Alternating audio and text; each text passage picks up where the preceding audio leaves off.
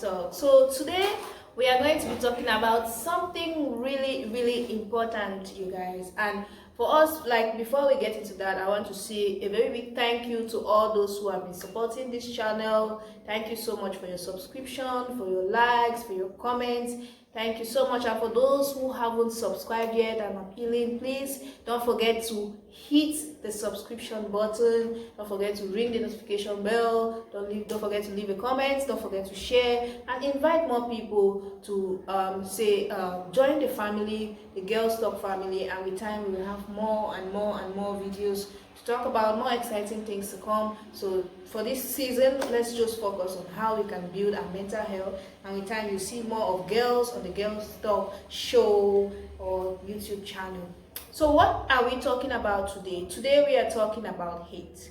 And when you go on the social media, you see that nowadays there are campaigns that are being put up to be able to fight hate, in the form of, say, stop hate speech, defy hate, a hate-free Cameroon, hate-free country, hate-free world, and all the like.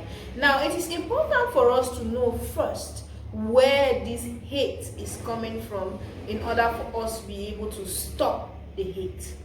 And you see that it is a reflection of a person's thinking, a reflection of the state of a person's mental health that is you see in the comments or in the messages that you find on the social media. So let us go out of the social media and see how all of this comes about. When we talk about hate, what is hate? And so you see that this is a feeling, or say an emotion of intense dislike, or say resentment, or you just a disgust of a particular person, of a perspective, of a group of people, of an identity, and all the like. And so this is what we can look at hate from. This is what hate is: just intensely disliking something and finding all the necessary ingredients that you can have to be able to dislike this particular thing, or whatever it is that contributes to you. Like, okay, I don't like this flower. There's no way I can like it. It's too purple. I don't like purple. It's too tall. I don't like it's too long, or it's too tall. I don't like it. It's this way. It's this way. It's this way. Every time you look at it, you are just finding all the the contents of it that makes you to not want it. Now, should we look at this? Obviously, we see that there are different things that can actually cause one to start hating something. As people, when we are born, we are not born with the spirit or the feeling of hate. No, it is something that we either learn from other people, that we inherit from other people, that different circumstances of life can push us into it. And so there is a lot of triggers into why someone can start hating something or hating an idea or something. And so if we were to look at some of these causes, we see that first, it could be as a result of, say, it is learned or we are being taught. How is it being learned or being taught? We see that in the circumstance, or as children. From my own perspective as a growing child, there was no time in which if my mother should have a disagreement with a neighbor, I have no permission or no right to greet that neighbor the next morning unless they are on good terms. So for no reason, and should you greet, you get in trouble for greeting. And so this is how we start learning it as children when we are growing. And sometimes we are even restricted to the point of you have no right or duty to play with the neighbor's child, to whom or to, your mom or your parents are in disagreements with. No way. Till the day in which it is resolved before you have permission to be able to interact. So you see that sometimes children are left in the middle of two people's own different worlds, and now at that point you cannot do anything but to hate because some other person is hating. So and that is like you've learned, or you are being taught on how to hate, and you are inheriting hate at the same time. So these are some of the circumstances that can push one into a state of hate. Another one comes as a result of disagreement. So you could wonder in life on why you see two people who are very close, after some point they just reach a particular rift in which there's no way, there's no compromise, nothing is bringing them back together. It could be as a result of someone who has broken trust to yet another level. When someone breaks your trust to another level, or not necessarily someone breaking it, or maybe you do something wrong to another person and then you both cannot find the compromise line or the common ground to which you can resolve your issues at.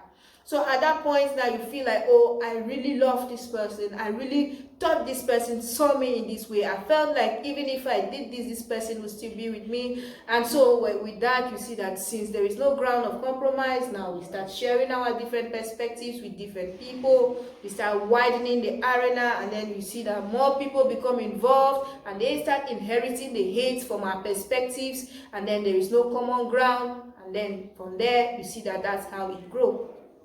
That's how it grows. So with that, now you see that there is more that can cause. There are different circumstances, there are different happenings, there are different situations that can push one into it. Sometimes we have crises all over the world that you could see that there is a conflict arising from somewhere. And so with that, now you see I have a particular perspective on how I see this conflict.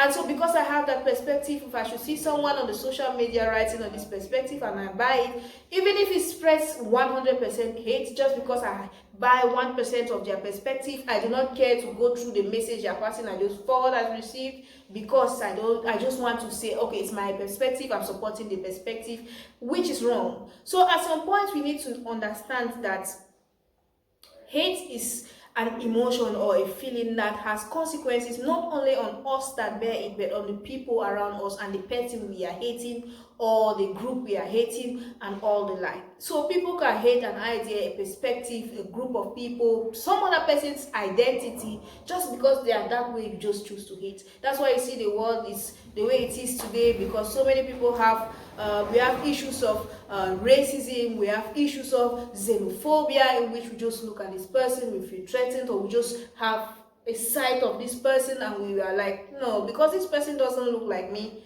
the person does not deserve to be liked by me. And just because of that, not because they did something to you, that's how it starts. So there is so many things that can cause hate, and you see that it is as a result of this. You now have, where do the consequences fall? Where do the consequences of this fall? They fall on us, the bearers of the feeling.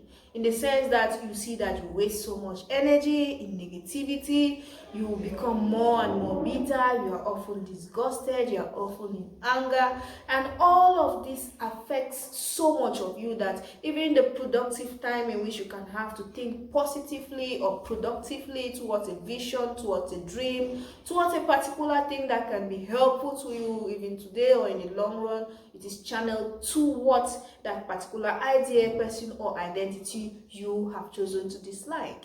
And so with that, you see that so much is lost from you that at some point when you put in so much energy, and say maybe the next person puts in that much energy into hating you, at the end of the day, you both, your mental health becomes heavily affected. And when it is affected, you could fall into a state of depression, you could fall into a state of having anxiety or panic attacks. You start feeling unsafe, like, what is this person thinking about me? Maybe they are nursing this. What if they affect me? What if they do this? What if they do that to me? So all of that, you sleep at night, then you start thinking of, oh my God, this is what I said, and all you have is some sober reflections and everything, and you start feeling like, I shouldn't have done this, and all and all and all. Then you start feeling bad about yourself. Or maybe if you see that your actions that you've put in towards disliking the particular thing is affecting the people around you, that they are now talking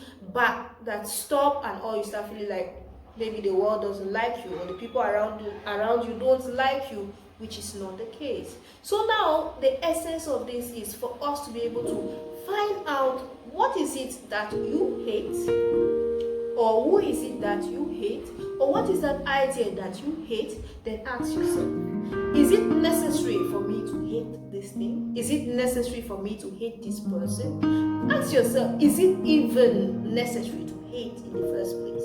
And if you ask me, I would say no.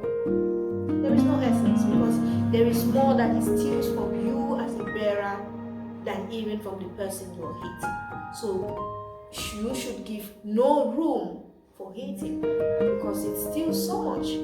Ask people who have hated around, has it ever given them anything? much money did he give them for hating? Nothing. Stole so much from them instead. Your peace, your well-being, everything is put on the line because you are busy hating. So there is no need to hate. Now, when you look at all of this, you see that at the end of the day, where do the hate comments or the hate speech come from? Your thinking, your behavior, your writings, where do they all come from? They come from here. It's all a reflection of a person's thinking, of a person's mind. How is it going on up here? How is it going on up here?